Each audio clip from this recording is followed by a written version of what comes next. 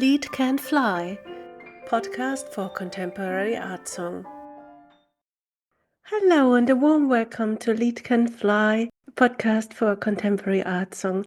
My name is Sabine Berg and I created this podcast to give art song life in the internet and let it fly around the world to whoever wants to listen to it and keep it in their heart, in your heart. And today I'm very, very thrilled because there is a fantastic composer as my guest today. It's Michael Finnissy. Hello, Michael. Hello, Sabine. I'm so pleased, Michael, because I would say I'm a wanderer, an adventurer, and things come like birds into my life. And then when I hear something, they become huge. And I just had a podcast with Judith Weir, and I had a little note that she was influenced by you. And then I looked immediately, who's this Michael Finnissy? And as I'm German, I wasn't so conformed with your big biography and your big work. And then I said, oh, he's so much in dance. Dance has been a very important part in his work. And I connected immediately because whenever I worked in the opera or with composers, I thought contemporary dance and music is so important. And Hans Werner Henze was very much working with dancers, and the music of him, as I think, is very close to dance. And now I have to present you a little bit before we start talking. But initially it started with being very close to dance. So Michael Finnissy is born in London, and he studied at the Royal College of Music in London and then in Italy. And he got connected to the London School of Contemporary Dance and worked with big choreographers as Anna Sokolov, who also was a pupil of Martha Graham and built up many dance companies, even in Mexico. And then later on, she got lifted, how you say it, into the Hall of Fame of the National Museum of Dance in the United States. So it must have been a very important artist to work with. And then he also created a music department in the London School of Contemporary Dance. So that's very important, that music and dance connect to each other, and that composers write for dancers. And as in Germany, they killed all the dancing companies in the last 20 years. There's not much chance for composers nowadays to do this. So that's why I always emphasize on the importance of it. He was guest at the festival in Bath, in Huddersfield, in Almeida, in Donaueschingen at the Bergen Festival. And the Harvard University dedicated him an own festival in 1999. Michael was teaching at the Royal Academy of Music, the University of Sussex and Leuven, and was professor at the University of Southampton. And he got a once-in-a-lifetime commission by the Kusevitsky Foundation. And from 1990 to 1998, he was president of the International Society of Contemporary Music and became an honorary member. So quite a big way that he went through, and a long journey, and I think it must have been an adventurous journey around the world, being a president of this institution. And I asked your friend Judith Weir to write something for you that I could quote, so it's a little present I just give to you in the beginning. And she said, Michael has had an incredibly wide-ranging, worldwide career for many decades, but he's still the fresh-thinking, inquiring composer whose music I first heard and saw 50 years ago. I remain happy to hear his new and old music. Welcome, Michael. Judith and I met through dance. She was at a workshop for young composers, because she is a little bit younger than me, and we just, as we say, hit it off immediately. We just knew something special was going to happen. It was going to be a lifelong friendship, and it has been. And I think she's a wonderful composer too. She has a great sense of humor. She's very fond of, well, all her music is in a sense operatic in the wide sense of the word, as you can say of Mozart also, that even his piano sonatas are small-scale operas for one person to sing and play. And it is this dramatic sense, I think, which enables her music to connect with people. And I think the idea of connectivity, how you, in a sense, like I'm talking to you now, this is who we write music for, other people. We don't write it for ourselves. And frankly, I think in a way, contemporary music can be very scary and it can be intimidating for people because it can also be a very specialist area rather than a community of sharing musical things. And I have worked something that you didn't mention, which is quite important to me. Since the mid 1980s, I worked with non-professional musicians and especially composers who wanted to write for their own pleasure. This is a wonderful thing and also not so extraordinary because I think I write for my own pleasure as much as anybody else's. And if I don't get pleasure from my writing, what am I doing? So it was good to work with these people, and they had wonderful ideas, sometimes very difficult to execute in practice because their lack of expertise was critical. But I've stayed in touch with their organization. It's now quite wide, and there is a group of similar-minded people in Berlin, one in Maastricht, which I helped to set up, and they are doing good work. It's on the periphery, of course. It's not at big festivals, and I think everybody is a little bit snooty, a little bit snobbish about this. But the important thing is that music continues to be made and understood at a certain level by more people, not just specialists. Yeah, you said that music is about connectivity, and I find something I would call, I don't know if that's the right word in English, but I would say immediacy. When I listen to your music, I have immediately access to it. It's not pushing me back at all. I just feel like jump into some kind of fresh water. And you said yourself, music is still such a mystery to me. It works, but how? And this being open and not knowing that you don't know what's going to happen, but it might come through your experience and what you want to say, that there's some kind of weaving in between. And I thought maybe it's like weaving a veil or a carpet where some wisdom might shine through. I don't know what, some wisdom or light might come through. And I also felt like that's why I was so excited as well, because we're going to talk about your wonderful CD alternative readings and talk about one song called Blessed Be One. But I felt as in this weaving in between ancient sources and many different cultures like the Aborigines in Australia, or English folk songs, or Eastern European folk music, and in this connectivity I felt I'm going to meet George Steiner as a composer. I felt like, because I admired him, and I really think that his book, The Poetry of Thought, really impressed me, because it was such a mixture of colors and thinking and poetry that I thought it's like a composition. And now as I hear your music, I felt I can hear all these different layers and parts as he is writing in language it is in your music. I don't know. So I now don't remember whether you mentioned it, but I've spent a lot of my life teaching music in various ways. And I think the important thing in teaching is to keep a door open. And it's not a closed world then. One luxury of traveling provided by the IGNM was that I was able to meet musicians wherever I traveled. And although some of it was also meeting politicians and trying to get a better condition for making music happen.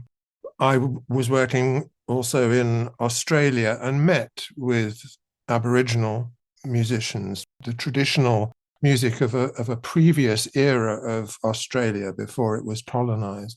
And the ability to share, because there's something that just happens if you meet another musician and you look them in the eye and you know that you can connect with it. It's such a wonderful feeling. And I wanted to know, I want to learn from my journeyings. And I still experiment, if you like, just to see what happens when music appears. And it's extraordinary what can happen. It's a strange kind of connectivity, music. To use words to describe it is very difficult because it's not verbalized.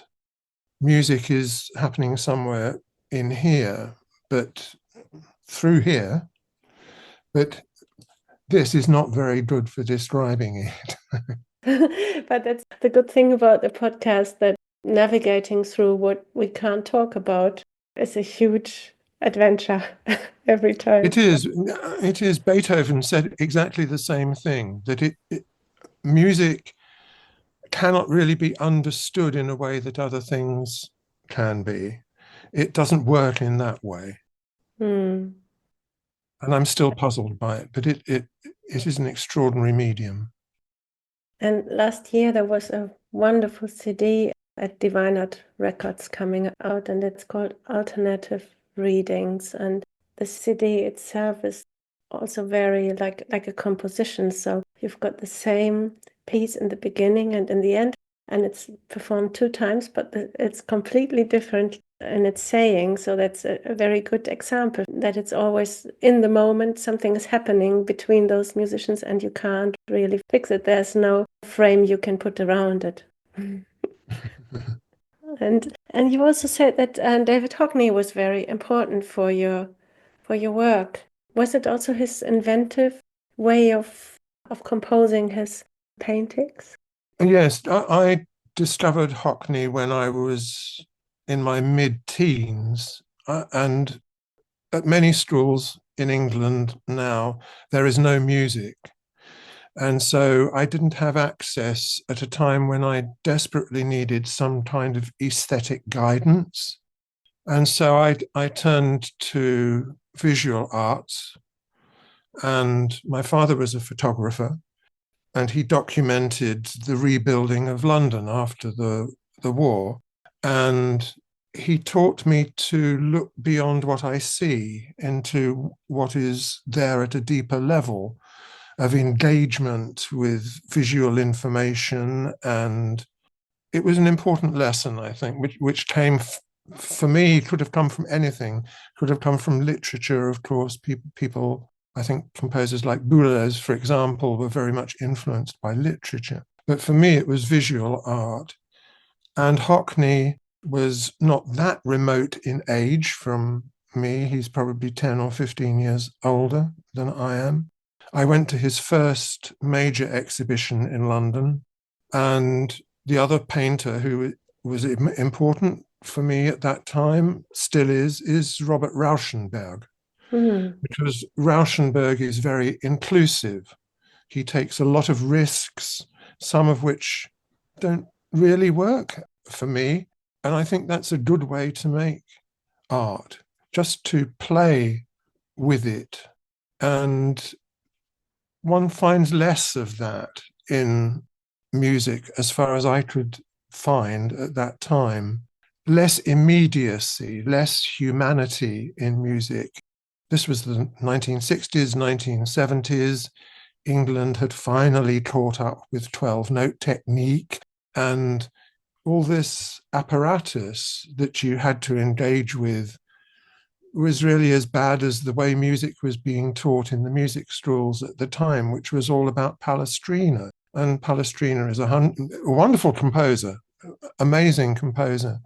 But you have to look at the principle behind the work, not simply imitate the technique of it. And this is something else I learned from painting, from the freedom of the brush, the freedom of the camera lens, and so on. You can learn a great deal from that, And then which is you wrote, not taught. sorry to interrupt, then you wrote this major piano work, The History of Photography and Sound, that was performed by Ian Pace in 1996 and became a wonderful record. Was it dedicated to your father, or was it connected to your father? There's a preface in the publication which tells a story about my experience of working with my father, watching him work. And I suppose it is, yes, implicitly dedicated to him. But I owe so much to so many other people. It would take a whole book to make a dedication. It would be Well, longer than the piece of music. oh, that's Um, lovely to hear. but the title, Photography in Sound, is provocative. Mm. And we're coming to the song we are talking about today. Mm. And I felt when I read Blessed Be was commissioned by the pianist Kathleen Sepouvé, but it was for the political songbook in New York and the Bang on the Can Festival. And I thought, oh, that's so interesting. So it wasn't for an even song in Oxford, or it was for a political songbook. How did that come that you picked the Jesus Sermon of the Mount in different versions for this political commission? Well, I didn't know it at the time when I was writing, but David Hockney has also transcribed Claude Lorraine's painting of the Sermon of the Mount in at least 10 different paintings, all in different ways. And you see, these kind of ideas hit me so hard that I have to do something about it. And the Beatitudes, as they're sometimes called, Jesus' Sermon on the Mount, is reported two different ways, one by Matthew, one by Luke, and they say different things, very much the same essence. The message is behind what he's saying is the same, but the fact that they're subtly different interests me. Mm. It's like our viewers this morning will remember the general sense of what our conversation has been about, but it won't be the same for everybody. And I think that's wonderful that people distill things to make it mean what they actually want it to mean. Yeah. And therefore it's useful. And that's maybe also why the CD is called Alternative Readings, because there are so many ways of reading the same piece. Even in relationships, there are always a million different perspectives on the relationships. If you go deeper and deeper in loving somebody, you go through the same process of there's no right and there's no truth. It's just, it could be seen like this, but the next moment it can change again. And it's a huge journey. And when I listened to Blessed Be One, that we are going to hear very soon, it just struck me into tears. It is performed in such a wonderful way by Lotte Bettin and the Marcias Trio and Josef Havlat. Sorry for my English, but it is so pure and there's some simplicity in it. But when you try to sing it in the car, you can't really do it. There are so many little things, like with Mozart. Mozart is also very tricky to sing. You think it's easy, but it's so difficult. And you sent me the PDF, the notes, and I saw it. It was done with handwriting. Do you always write with the hand, or just sometimes? I like the physical engagement with the notes on the paper. Yeah, and it's so beautiful. I felt it's like a piece of dance as well. And when you say about Hockney with the different versions, I always feel that this aspect of dancing, like a dancer is never stopping. There's always another movement going through the hands or the feet or the body, and it's volatile and floating, and there's something pure in it, and maybe unconscious and conscious at the same time. I don't know. So I felt that different versions of Blessed Be. So we've got Blessed Be 1 and 3 on the CD, but there's also a Blessed Be 2 and a Blessed Be 4 that we are missing. But maybe one day we will be able to hear the whole cycle. Yes, there is a performance coming up actually at the Three Triers Festival here Mm-hmm. in the north of England, or mid-north of England, this summer. And it's the first time that the four songs have ever been done as a cycle. And I'm rather looking forward to seeing how it works, whether it's going to be too much. But we'll see. Shall we listen to it now? Yes, please. Blessed be the poor in spirit,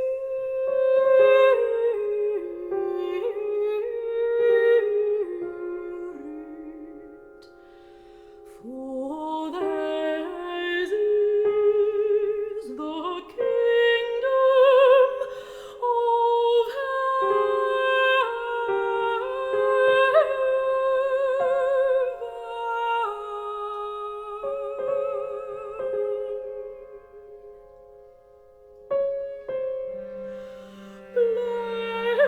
Blessed be they that mourn, for they shall be comforted.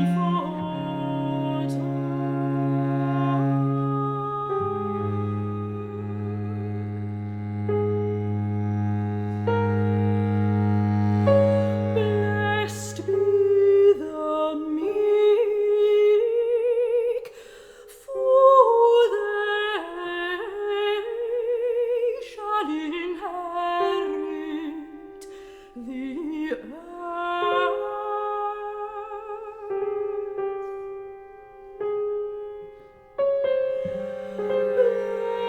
Blessed be they which do hunger and thirst after righteousness, for they shall be filled.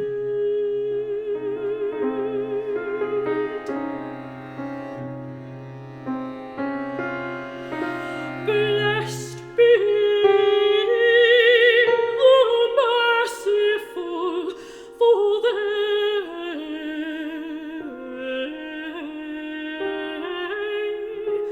shall obtain mercy.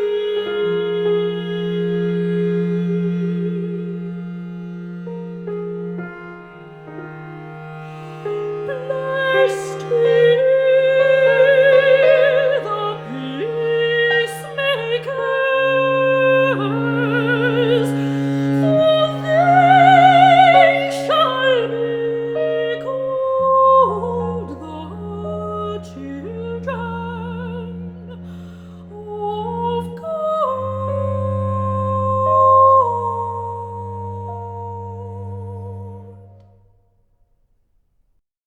This was Blessed Be One by Michael Finnissy, performed by Lotte Betz-Steen, mezzo-soprano, Olga Steko, piano, and Valerie Wellbanks, cello. It is part of the wonderful CD Alternative Readings at Divine Art Records. Now it's time for our first little ad. The Lead Can Fly podcast is proudly supported by the first inversion family of labels, Divine Art Métier, Finnissy, Diversions and Echozone. From early music to today's most cutting edge, discover something extraordinary at first-inversion.com/recordings. After today's episode, we invite you to explore the rich catalogue of Michael Finnissy's music at first-inversion.com/Finnissy and enjoy 20% off with code LEADER at checkout. I'm just so ravished, or you say overwhelmed. I'm just happy that such a nice piece of music went through your hands that I can't decide if I sometimes I thought it's like an early morning song, and then I think, oh, maybe it's an even song, and then I think it's an every day and every night song. But I felt it was so pure and universal, and there's so many little twists in it, and it's made with so much love. It was certainly made with love. but it took all times of several days to actually get it right, put it on paper. And its origins are also a little bit complex. It's a fragmentation of the kind of thing that a folk singer, English folk singer in particular, would sing. And it interested me that the history of hymnody and sacred song, not only here, but when the British people traveled to America in the 17th century, they took this tradition of singing with them. And so white American sacred song is based on English folk models. And these were sometimes very badly collected by people in the later 19th century. They took all the ornamentation, all the decorative flourishes, which in a sense are personal to every singer. They removed those simply to examine what they thought was the pure melody. But of course, the pure melody is everything in the folk singer's mind. How he personalizes or how she personalizes what she is singing is not, but might be, or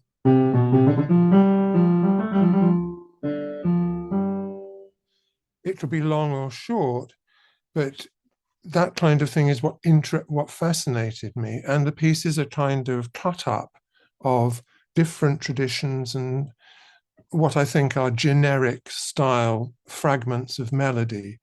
And in fact, if you looked at my sketches for the score, you will see that there are about 200 different bits and pieces all assembled, which maybe makes it sound a little bit like Frankenstein's monster, but I hope it doesn't sound like that.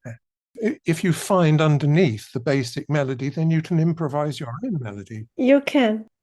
I was so fascinated by it because there's something so pure in it. And then I felt that there's all this game with twists and shifts, and it makes it so interesting. And I just admired the way Lotte Betsteen is singing it. It's just totally wonderful. And the whole CD to me is like a big composition. So before Blessed Be One, you will be able to listen to a wonderful piece called Botany Bay that was close to this Aborigine culture. And there's a centerpiece called Wisdom it's a very recent piece. It was written during the lockdown and commissioned by the Marcias Trio. And it was written in 2020. And in Wisdom, I had this feeling when I heard it the first time, I felt it's a very central piece to your writing as well. Different languages and that kind of floating and searching and finding and moving in it. I felt it was a whole little world, this piece, Wisdom. I can only do what I can do. They are always written on several impulses, but they have to be impelled. Mm-hmm. And I don't think I'm very good at talking about music. One should never say what I just said about how Wisdom was actually put together, because it's not really necessary to know that. What happens at the end, of course, isn't the process. The process is actually getting it to a certain point where it's white hot, so that it really feels you can engage with it. And I don't think the journey is important. People must make their own journey with the piece as it now is. I've given everything I could to that particular moment. And then there are many lieder on this wonderful CD that I would like to recommend to every listener, and they can buy it as well at Divine Art Records. And the last lieder, songs from Goethe, An den Mond, in his 3 versions, and it's so impressive that I wanted to ask you as well, how did it come that you picked this Goethe lieder? And I felt that they've been part of a long journey as well, so that they are very important, and that's why they might be at the end of the CD also, because they're quite new. They're written in 2021 and 22. I wrote the first two of them as birthday presents for two composer friends of mine, Christopher Fox and Andrew Tuvey, partly out of admiration for their music, but I just like to give music. And yes, certainly Goethe must be a part of every intelligent person's life, I think. And Schubert had made a setting of this text, or one of these texts. And when I searched for the poem, I found that he had made several versions of the same text, in a way similar, but the differences are quite interesting. I won't go into the detail, but it was just a text. I thought, yes, you have to say that you read this and you loved it so much that you could put music with it. So that was all it was. It was present for people. And it's also, as there are many versions, it works with alternative readings as well, because there's so many ways of looking at those versions that Goethe himself corrected and moved and transformed all the time. And the last word in the third song and poem of Goethe is the word ganz, that whole, that impressed me a lot, because it's all the suffering and all the you go through completely, ganz. And I love this a lot. I mean, I've been living in Weimar for a while, so very close to the Ilm Park, and I know this river of Ilm, and the power it has is so fresh and wonderful. And when I heard your songs, I felt I would love to show you the river of Ilm, because it's about the moon and also about the river that always goes on. And then in the end, you never missed anything because you went through it completely. Was that some kind of a credo, how you live, how oneself wants to live, if he hesitates or if he decides to go through it completely? Was that something that triggered you as well in the poem? I guess so. I'm a great believer, if I can, in carpe diem. Seize every day to do everything you can. Yes, I mean, I suppose I have a busy mind. It's always engaged with something. But I feel I can, well, I know I can only express that properly by writing music.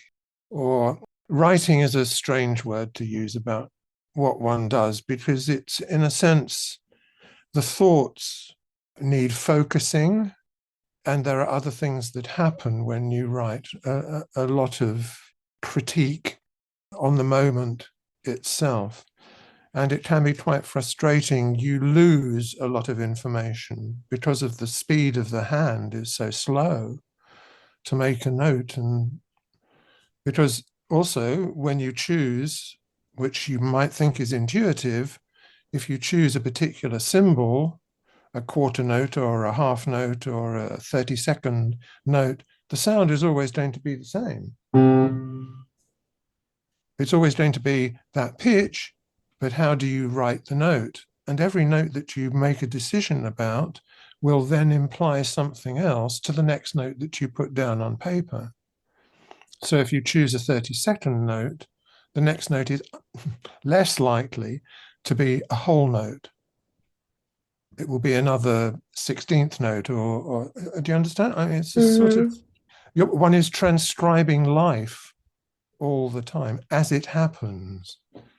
Even if you make plans and diagrams and lots of things, one can get too embroiled in the moment to actually then see the whole architecture of the piece.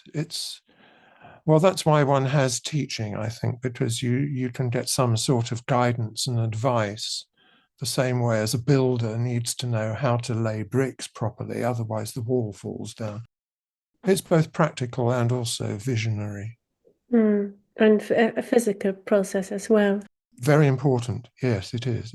Well, you said dancing. It is a kind of dancing with the brain. And is it that sometimes when you told me that you have a wonderful dog and you're a dog walker, so is it sometimes while you're walking outside and breathing fresh air that things come to your mind? So is it Well, I certainly have time to do that because she's a very slow walker. Hmm, Being a terrier, she sniffs everything, and it can take 20 minutes to make a 5-minute journey.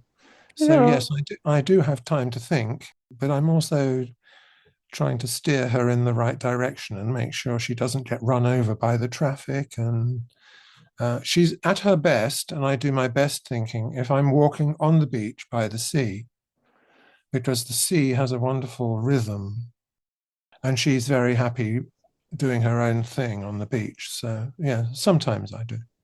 In our emails, you said about your dog Bella, her world is mostly at ground level and Yeah. perhaps even more highly scented than ours. Yes. And even in the sentence, I love the earth, being so close to earth and then being highly scented. So it just went into the air immediately. So you had all these elements there, and it was like a little piece of music to me. That's how I think, I'm afraid. Oh, Michael, and we've got to come to an end, and there's so many questions I would like to ask you. One might have been, if we have the time, do you like swimming? Something that is not very artistic, because I felt there's a lot of swimming in your music. I'm not particularly fond of swimming. I like the idea of swimming, but sometimes the sea is very cold, and Mm. then one becomes too fixated on other things that are going on and can't think about the act of swimming. I can Ah, imagine it more powerfully than I can physically do it, I think. ah. And the other one I forgot to ask you was, did you ever meet David Hockney? No. No. I would be a little bit scared, I think, of meeting him because I would be struck dumb. I wouldn't know what to say. Oh, I mean, I told you I had a wonderful little moment when I was very, very young, and I was at San Diego Opera, just sniffing through all the departments as a young woman. And he was just doing the Turandot settings. Oh, amazing. And it was a landscape. It impressed me so much the way the light was set on this. It was Mm. an imaginary landscape with a bridge, and the singer was very big, so we were all worrying that she wouldn't be able to cross the bridge because the bridge was very like Japanese. And but David Hockney was there, and I remember him standing there and looking at the light, and there was a class full of children. The whole theater was full of children when there was some kind of orchestra rehearsal and stage rehearsal, and it was a wonderful moment to see him smiling. So that was not a meeting, but it was impressive. You know, he has some wonderful DVDs about his work and talking about photography, for example. Mm, And I really recommend those to you. They're absolutely beautiful and also more lasting and more easy to digest. He has wonderful books about painting, not necessarily only his work, mm, although they exist too, but he writes very well about other painters and the influences on his work. And I think I have read those with as much enthusiasm and admiration as I would read any book about music. They're mm. sensationally good. And the last question I forgot to ask you is, I read that Charles Ives was so important for your work, and I know some other German composers who, as like Moritz Eggert, who say with Charles Ives there's so many things happening simultaneously, and he also wrote wonderful art songs. What is your connection to Charles Ives? Um, There's also a lot of painting, I think, in his music, maybe. well, I think it's so rich. You can kind of hear lots of things going on. I came to Charles Ives' music when I was about 11 years old, completely by accident. There was a very great talk about music on Sunday afternoons when I was a child. Anthony Hopkins was his name, and he used to have a program called Talking About Music. And every week he would choose a piece that was going to be broadcast during that following week. And mostly it was Mozart, Beethoven, Brahms, Schubert, just regular composers. Every now and again, it was something else. And he talked about Bartok, one time, I think. And he certainly did a whole program about Charles Ives' Concord Sonata. And it just lifted the top of my head off. I'd never heard music that was so accurate about the human condition. I mean, subsequently, of course, I found that in many other composers. Mozart, for example, is very accurate in his operas. He must have observed the moods of people to capture so accurately the different things that are going on. But Ives has a more contemporary, more up-to-date version, and it was like looking through a relative's photograph album. They have that sort of, not only that the music is very extraordinarily well put together. I disagree totally with Boulet's assessment of Ives as an amateur composer. In any case, Ives was properly trained at Yale School of Music by Horatio Parker, who had studied in Germany and was a very great teacher, not a very interesting composer, but a very great teacher.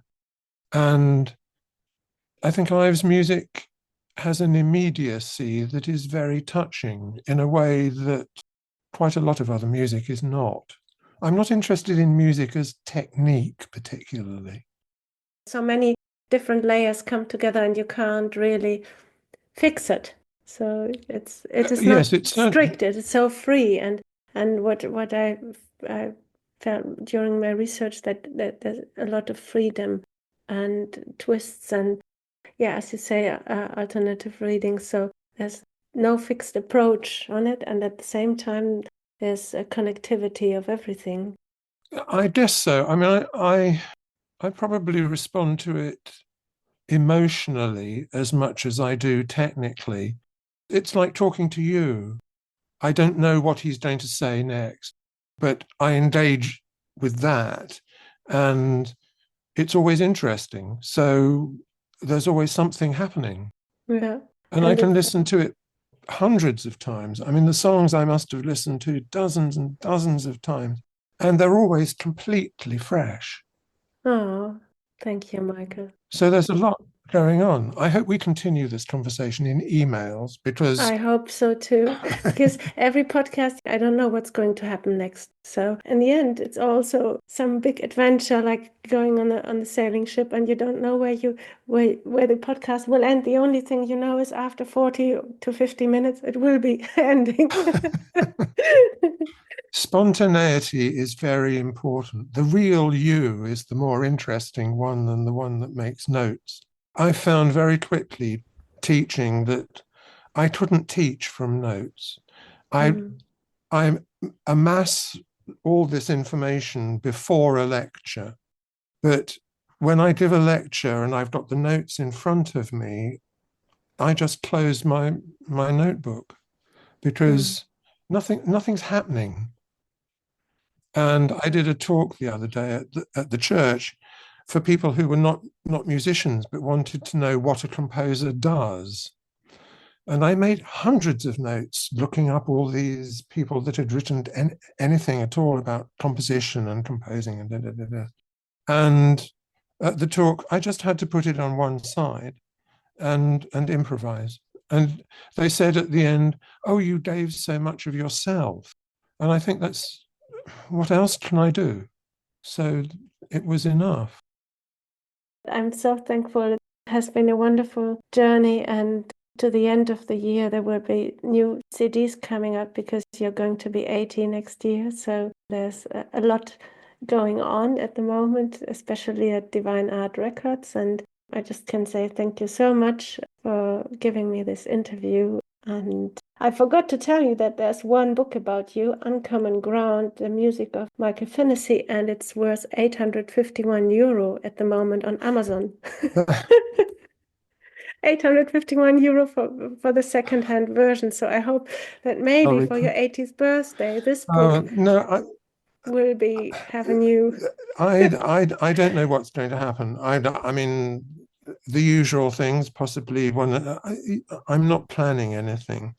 And I'm so sorry that I don't, I think, have any more copies of the book. Otherwise, I would send one to you, but I only have my own copy of it, and it's now rather dirty, and it's wrapped up in newspaper, and I can't possibly I can't possibly send such a horrible object to you as a present. If I can find one somewhere, but I'm aware, because I do sometimes do shopping on Amazon, I'm aware that there is that ridiculous expense, and well, perhaps it will encourage the publishers to reissue it. Yes, that's why I wanted to mention it, that $851 might be a little bit too much also for Absolutely. or Don't just do it. If you see that it's advertised somewhere, tell me and I'll buy you a copy. Thank you so much and have a wonderful day. And you too, Sabine. It's been a great pleasure. Thank you very much. This was Lead Can Fly with Michael Finnissy. I hope you enjoyed it and you'll join us next time. If you want to support this podcast, you can become a member in the Lead Can Fly community. Just go on steadyhq.com, Lead Can Fly, and choose your subscription.